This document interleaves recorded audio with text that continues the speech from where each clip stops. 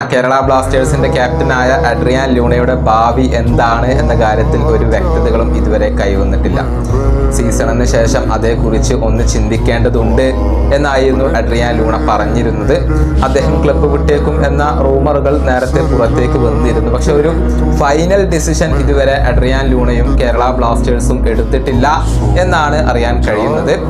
ഇപ്പോഴിതാ ലൂണയുമായി ബന്ധപ്പെട്ട ഒരു റൂമർ ട്രാൻസ്ഫർ മാർക്കറ്റ് ലൈവ് പങ്കുവച്ചിട്ടുണ്ട്. അത് നമുക്കൊന്ന് പരിശോധിക്കേണ്ടതുണ്ട്. അതായത് മൾട്ടിപ്പിൾ ISL ക്ലബ്ബുകളും അതുപോലെ തന്നെ വിദേശ ക്ലബ്ബുകളും അഡ്രിയാൻ ലൂണയിൽ കണ്ണുവെച്ചിട്ടുണ്ട്. അതായത് ലൂണയെ സ്വന്തമാക്കാൻ വേണ്ടി ISLലെ തന്നെ ചില ക്ലബ്ബുകളും അതിനു പുറമെ വിദേശ ക്ലബ്ബുകളും ഇപ്പോൾ രംഗത്ത് വന്നു കഴിഞ്ഞിട്ടുണ്ട് എന്നാണ് ട്രാൻസ്ഫർ മാർക്കറ്റ് ലൈവ് പറഞ്ഞിട്ടുള്ളത്. കേരള ബ്ലാസ്റ്റേഴ്സുമായി ലൂണയ്ക്ക് ഇപ്പോഴും കോൺട്രാക്ട് അവശേഷിക്കുന്നുണ്ട്.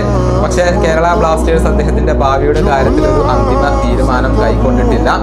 അദ്ദേഹത്തെ നിലനിർത്താൻ ക്ലബ്ബ് ഉദ്ദേശിക്കുന്നില്ലെങ്കിൽ നമുക്ക് ഒരു വലിയ മൂവ് അവിടെ കാണാൻ കഴിയും എന്നാണ്